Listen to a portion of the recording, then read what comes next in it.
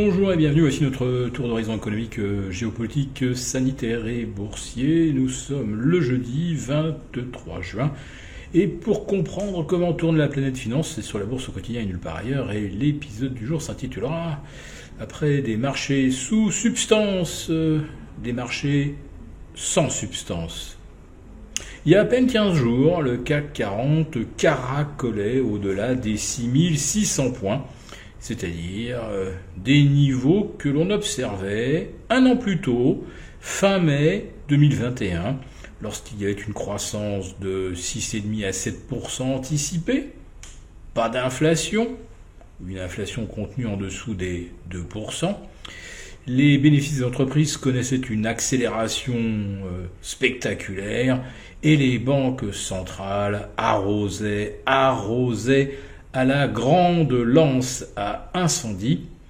Et un an plus tard, avec 8% d'inflation, une croissance évaporée et des entreprises qui vont réviser à la baisse leur estimation de bénéfices et de marge, eh bien le CAC 40 était toujours à 6006. Voilà, c'est vraiment ce qu'on appelle des marchés sous substance. Et puis arrive ce qui devait arriver, les marchés, les indices ont plongé. Et on retrouvait le CAC en matinée vers 5850, sur les mêmes niveaux que le 7 mars dernier. Est-ce qu'on peut dire qu'aujourd'hui, les choses vont mieux que le 7 mars dernier sur un plan micro ou macroéconomique ? La réponse vous l'a subodoré. Les entreprises ne vont pas tarder à réviser leurs prévisions. Nous saurons cela à partir du 9-10 juillet prochain. On a peut-être encore 15 jours de répit. Nous avons des marchés obligataires qui enfin voient leur rendement se tasser un peu. Mais on nous dit que c'est pas bon signe, que ce tassement c'est la preuve qu'on anticipe de la récession. Et puis vous avez le pétrole qui retombe sous les 107, qui sort de son canal ascendant moyen terme. Et là aussi on nous dit c'est à cause de la récession. Et ça non plus, le message n'est pas bon. Alors si vraiment le message n'est pas bon, pourquoi le CAC se maintient-il entre 5850 et 6000 ? S'il n'y a pas de bonnes nouvelles, on devrait entamer une nouvelle étape à la baisse. Mais en fait, on s'aperçoit depuis 10 jours que ce marché donc n'a plus aucune substance. On termine des séances à 2,5-3 milliards d'euros échangés.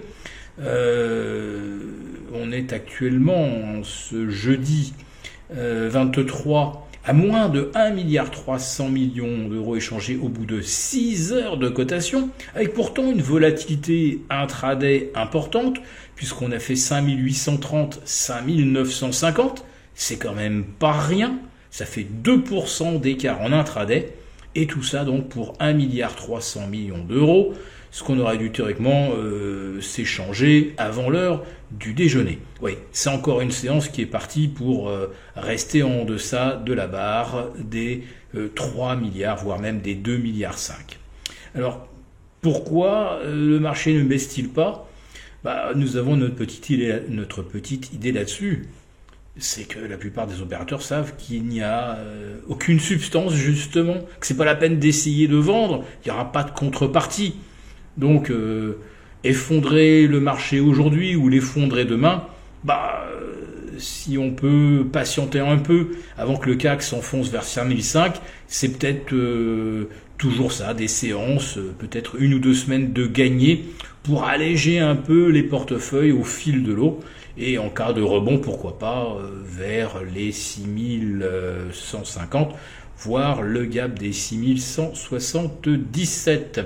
Voilà, on gagne du temps et on espère même plus un miracle, puisque la Fed a enterré nos derniers espoirs hier. Oui, elle va bien combattre l'inflation. Oui, le risque de récession est élevé. Et la Fed l'assume. Et puis en Europe, il y a le risque de dislocation.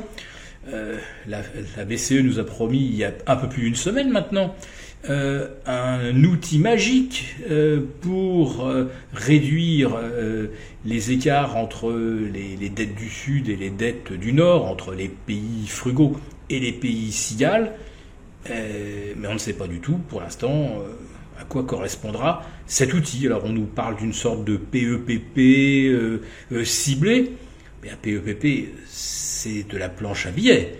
Donc si on fait ça, on relance probablement l'inflation. Et puis est-ce que les Allemands vont être d'accord pour qu'à nouveau la BCE n'achète que des dettes espagnoles, italiennes, portugaises, grecques, et vende peut-être même la dette allemande, ce qui fera monter les rendements en Allemagne. On a bien besoin de ça en ce moment, alors qu'on manque de gaz. Et oui, là aussi, cette substance commence à manquer. La Russie a pratiquement fermé le robinet et l'industrie allemande va commencer à mettre en place des rationnements. Ça a été dit aujourd'hui de façon très claire, très ouverte, par le ministre chargé de l'énergie en Allemagne. Oui, il va falloir probablement mettre à l'arrêt des usines. Alors en France, on a aussi des usines à l'arrêt, comme par exemple Stellantis à Rennes et sur d'autres sites. Mais bon, là c'est toujours à cause des manques de pièces détachées, des manques de semi-conducteurs. Allez, on vous en reparlera une prochaine fois, mais là aussi, ces histoires de pénurie provenant de Chine, on n'a pas fini de les digérer. Si cette vidéo vous a plu, n'hésitez pas à nous mettre un pouce, et rendez-vous demain avec nos abonnés désaffranchis pour notre live.